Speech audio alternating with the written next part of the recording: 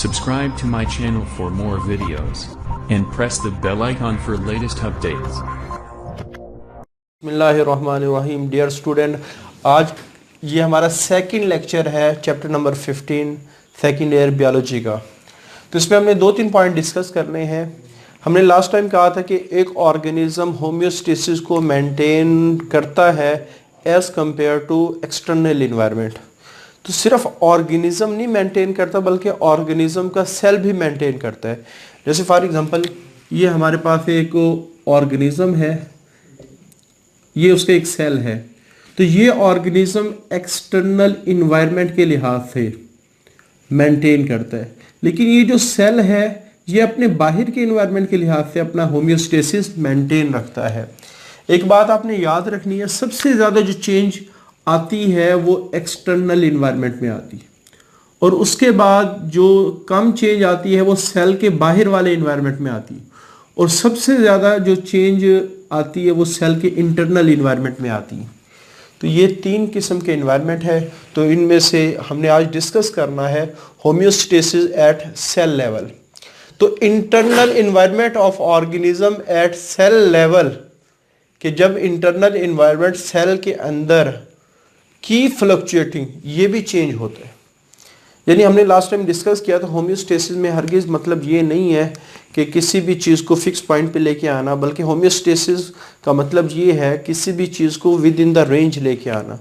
तो सेल का जो इंटरनल इन्वायरमेंट है वो भी फ्लक्चुएट करता है, वो भी चेंज होता है, लेकिन वो भी चेंज हमेशा किस में होगा, विद इन नैरो। लेकिन सेल का इंटरनल इन्वायरमेंट ये कभी भी बाहर के एक्सटर्नल इन्वायरमेंट के लिहाज से चेंज नहीं होता, बल्कि सेल का जो इंटरनल इन्वायरमेंट है, सेल के जो बाहर का इन्वायरमेंट है जिसे हम एक्स्ट्रा सेलुलर इन्वायरमेंट कहते हैं, उसके लिहाज से चेंज होता है।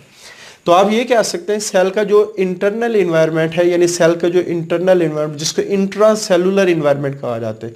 तो इंट्रा सेलुलर इन्वायरमेंट बेसिकली होता कहाँ है, सेल मेम्ब्रेन के अंदर, और ये हमेशा चेंज होता है किसके लिहाज से, एक्स्ट्रा सेलुलर इन्वायरमेंट के लिहाज से। और एक्स्ट्रा सेलुलर इन्वायरमेंट कौन सा है, सेल मेम्ब्रेन के बाहर, ऑर्गेनिज्म के बाहर नहीं बल्कि सेल मेम्ब्रेन के बाहर। आगे एक्स्ट्रा सेलुलर इन्वायरमेंट की 2 टाइप्स हैं। एक हमारे पास ऐसा इन्वायरमेंट जो सेल के बाहर हो लेकिन जो टिश्यू के इर्द गिर्द इन्वायरमेंट होता है वो आप कह सकते हैं इंटरस्टिशियल इन्वायरमेंट कहलाता है। वेस्कुलर इन्वायरमेंट क्या है, जैसे एक ब्लड वेसल है। अब ब्लड वेसल के अंदर ब्लड सेल मूव कर रहे हैं। अब ब्लड सेल के बाहर जो इन्वायरमेंट है तो ये सेल से बाहर लेकिन किसी वेसल किसी नाली के अंदर है, तो इस वजह से इसको वेस्कुलर इन्वायरमेंट कहते हैं। यानी टिश्यू के बाहर जो इन्वायरमेंट है वो इंटरस्टिशियल है, और जो सेल के बाहर है लेकिन किसी ब्लड वेसल के या लिम्फेटिक वेसल के अंदर है वो वेस्कुलर सिस्टम है। तो आप ये कह सकते हैं अराउंड द सेल ये एक्स्ट्रा सेलुलर इन्वायरमेंट ऐसा है जो सेल के तो बाहर होगा but with in the vessel, ये किसी नाली के अंदर होगा। तो ये एक्स्ट्रा सेलुलर इन्वायरमेंट की 2 टाइप्स हैं। कुछ टिश्यू के अंदर जो सेल है उनके बाहर वाला इन्वायरमेंट, और कुछ सेल के बाहर का इन्वायरमेंट तो है लेकिन वो इन्वायरमेंट किसके अंदर है, वेसल के अंदर है, तो इसको वेस्कुलर इन्वायरमेंट है। तो चाहे जो मर्जी एक्स्ट्रा सेलुलर इन्वायरमेंट हो जो सेल से बाहर हो, जब भी उसके अंदर चेंज आएगी तो वो चेंज आगे इंट्रा सेलुलर इन्वायरमेंट को चेंज करने की कोशिश करेगी। तो इंट्रा सेलुलर जो इंटर सेलुलर इन्वायरमेंट है वो भी अपने आप को मेंटेन रखने की कोशिश करेगा। तो ये है होम्योस्टेसिस एट सेल लेवल। उसके बाद ये पॉइंट हम बार बार डिस्कस कर चुके हैं कि होम्योस्टेसिस का हरगिज़ मतलब ये नहीं है कि किसी चीज़ को हम फिक्स पॉइंट पे लेके आते हैं। जैसे हमने टेम्परेचर की मिसाल डिस्कस की थी कि 37 को पर हरगिज़ मेंटेन नहीं रखा जाता, बल्कि 36 और 38 के दरमियान में मेंटेन रखा जाता है, क्योंकि लास्ट लेक्चर में हमने ये डिस्कस किया था रेंज को अचीव करना आसान है, फिक्स पॉइंट को अचीव करना मुश्किल है। As changes within the specific range is necessary for normal body function, यानी ऑर्गेनिज्म के लिए बड़ा आसान हो जाता है किसी रेंज को हासिल करना। जैसे फॉर एग्जांपल होम्योस्टेसिस काम कैसे करता है, हमारे पास वाटर की मिसाल ले लें। तो वाटर की जो अवेलेबिलिटी है वो एक्सटर्नल इन्वायरमेंट में बहुत ज़्यादा चेंज हो रही होती है। यानी आप ये समझ लें कि जो ऑर्गेनिज्म का एक्सटर्नल इन्वायरमेंट है वहाँ दो बड़ी पॉसिबिलिटी है, दो एक्सट्रीम कंडीशन है कि वहाँ अबंडेंट सप्लाई ऑफ वाटर भी हो सकता है, जैसे कोई जो ऑर्गेनिज्म दरियाओं में रहते हैं, नहरों में रहते हैं, समुद्रों में रहते हैं, वहाँ बहुत ज़्यादा पानी है। लेकिन वो ऑर्गेनिज्म जो सहरा में रहते हैं उनके पास ड्राई कंडीशंस है।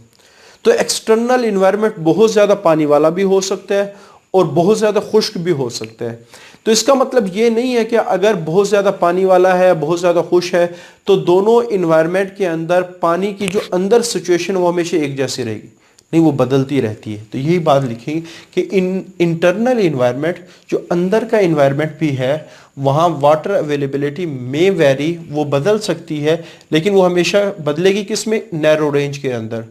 और बदलेगी किसके लिहाज से, अबंडेंट सप्लाई ऑफ वाटर होगा तो अंदर भी पानी ज़्यादा होगा, अगर ड्राई कंडीशन होगी तो अंदर भी पानी क्या होगा, कम होगा। तो कंट्रोल सिस्टम क्या करते हैं, कंट्रोल सिस्टम कैसे काम करते हैं? जैसे फॉर एग्जांपल हमारे पास एक ऑर्गेनिज्म है, इसमें दो लेवल है, रेंज हमने बना दी कि ये वाटर का हायर लेवल है, ये वाटर का लोअर लेवल है, ये लोअर लेवल है, ठीक है। उसके बाद बाहर के जो इन्वायरमेंट है वहां अबंडेंट सप्लाई है या ड्राई कंडीशन है।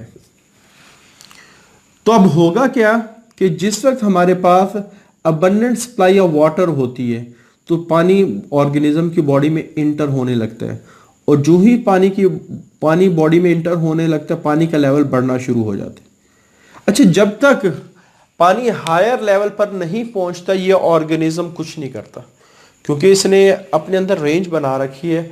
वो ये समझता है कि अगर रेंज के अंदर चीज़ है तो वो अपने नॉर्मल फंक्शन परफॉर्म कर सकता है। इस वजह से अगर रेंज के अंदर चेंजेस हो रही हैं तो वो समझता है इसको रिस्पॉन्ड करने की ज़रूरत नहीं है। लेकिन जिस वक्त जो ही रेंज से ज़्यादा पानी होगा, सपोज मैं कहता हूँ इसकी रेंज थी 25 ml और वाटर हो गया 35 ml, तो पानी रेंज से ज़्यादा हो गया। अब ये जो 5 ml एक्स्ट्रा वाटर ये बॉडी के लिए नुकसानदेह होता है, तो ये 5 ml पानी को बाहर निकालना शुरू कर देगा और दोबारा किस पे लेके आएगा, हायर लेवल पे लेके। हाँ, हायर लेवल से कम नहीं आता, क्योंकि रेंज के अंदर मेंटेन करता है ऑर्गेनिज्म, फिक्स पॉइंट पे नहीं करता।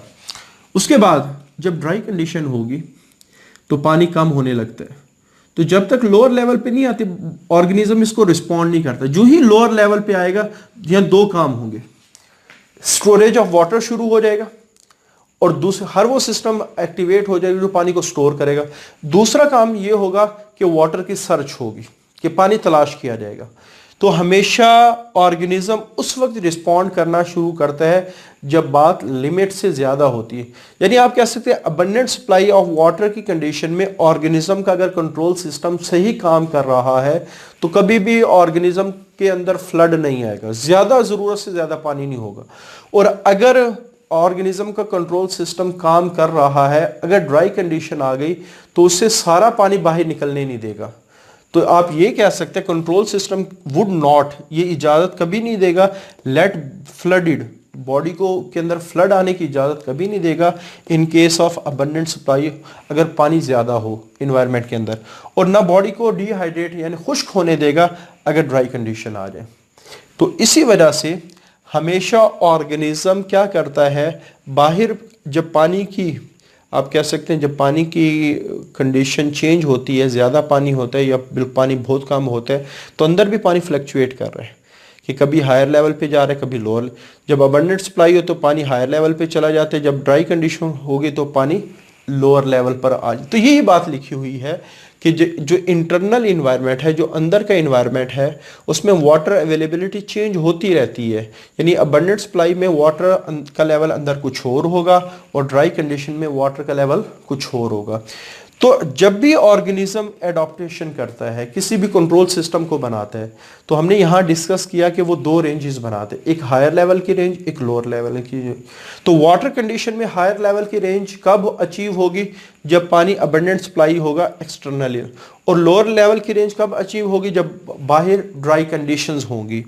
तो adaptation at lower level of water, तो ऑर्गेनिज्म का पानी हमेशा लोअर लेवल पे होगा इन ड्राई कंडीशन, जब ड्राई कंडीशन होगी।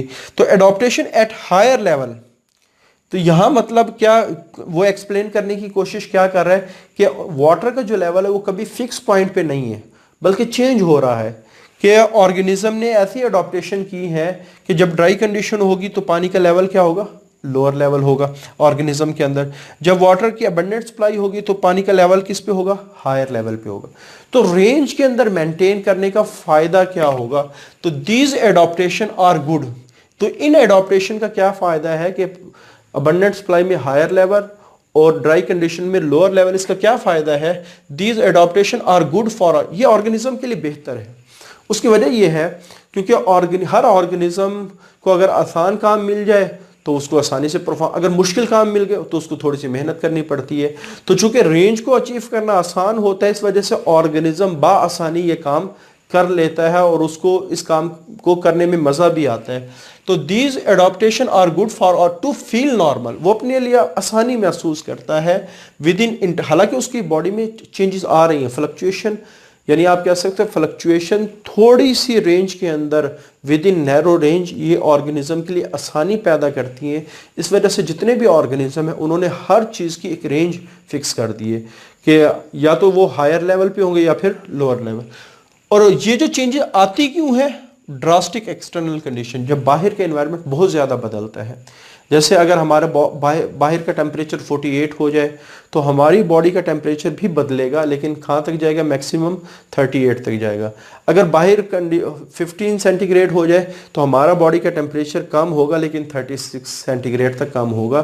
तो ऑर्गेनिज्म ने अपनी आसानी के लिए एक छोटी सी रेंज बना रही, उस रेंज से ज़्यादा तो ऑर्गेनिज्म में फ्लक्चुएशन होती हैं। और फ्लक्चुएशन क्यों होती है, जब बाहर बहुत ज़्यादा चेंजेस आ रही होती हैं तो वो चेंजेस अंदर के एनवायरनमेंट को बदलने की कोशिश करती हैं। तो ऑर्गेनिज्म क्या करते हैं, थोड़ा सा बदल जाता है ताकि ज़्यादा मेहनत ना करनी पड़े, लेकिन वो बदलाव हमेशा विद इन नैरो रेंज होता है। तो forced by drastic external condition, तो जब भी ऑर्गेनिज्म को बाहर की कंडीशन का सामना करना पड़ता है तो इसके अंदर की बॉडी में भी इंटरनल फ्लक्चुएशन, अंदर तब्दीली होती है, लेकिन ये तब्दीली नैरो रेंज में होती है और ये तब्दीली का होना ज़रूरी है ताकि ऑर्गेनिज्म के लिए आसानी हो। अच्छा, यहाँ एक छोटी सी डेफिनेशन है जिसको हम कहते हैं ऑस्मोसिस। तो ऑस्मोसिस में एक होता है कि बेसिकली मूवमेंट ऑफ वाटर होते हैं। ये बार बार आप लोगों ने 9th-10th में भी इसको डिस्कस किए हैं, जो फर्स्ट ईयर है उसमें भी इसको डिस्कस किया। तो हम जैसे इसको डिफाइन कर लेते हैं, मूवमेंट ऑफ वाटर, कि पानी हमेशा मूव करता है from higher concentration to lower concentration. लेकिन ऑस्मोसिस में दो चीज़ें देखी जाती है, एक वाटर देखा जाता है, एक साल्ट देखा जाता है। तो जो movement of water from higher water concentration to lower, या इसको इस तरह भी कह सकते हैं, the movement of water from lower concentration to higher concentration, यानी हाई वाटर लो साल्ट। दूसरी तरफ पानी मूव कैसे करेगा, लो वाटर की तरफ हाई साल्ट की तरफ। तो जिसमें पानी ज़्यादा और साल्ट कम हो वो डिल्यूटेड सोल्यूशन होता है, जिसमें पानी कम हो और साल्ट ज़्यादा हो वो कंसनट्रेटेड। तो इस वजह से diluted solution to concentrated solution ये भी ऑस्मोसिस के अंदर आता है। और थ्रू सेमी परमी, ये लाजमी कहना है, क्योंकि अगर सेमी परमिएबल मेम्ब्रेन नहीं है तो क्या बन जाएगी, डिफ्यूजन वाइड। तो ये डेफिनेशन है जो आपने इन बहुत ज़्यादा जहन में रखनी है, क्योंकि इसकी बुनियाद पे हमारे जो अगले टॉपिक्स हैं वो चलेंगे, ऑस्मोसिस की डेफिनेशन। तो ये आज का हमारा सेकंड लेक्चर है और इसके अंदर कोई इतना ख़ास पेपर पॉइंट ऑब्वियस चीज़ नहीं है, लेकिन यहाँ जो दो कॉन्सेप्ट जो बताए गए हैं कि नैरो रेंज में मेंटेन करना है, फिक्स पॉइंट पे मेंटेन नहीं करना। और नैरो रेंज का फ़ायदा क्या, ऑर्गेनिज्म आसानी से वो चीज़ अचीव कर लेते हैं। और दूसरा, सेल भी होम्योस्टेसिस मेंटेन करते हैं, सिर्फ ऑर्गेनिज्म नहीं बल्कि ऑर्गेनिज्म का सेल भी होम्योस्टेसिस मेंटेन करते हैं। लेकिन ऑर्गेनिज्म एक्सटर्नल इन्वायरमेंट के लिहाज से मेंटेन करते हैं, सेल जो अपने बाहर का एनवायरनमेंट है जिसको एक्स्ट्रा सेलुलर एनवायरनमेंट है उसके लिहाज से मेंटेन करता है। तो आज के लिए इतना ही, अल्लाह हाफिज़। Subscribe to my channel for more videos and press the bell icon for latest updates.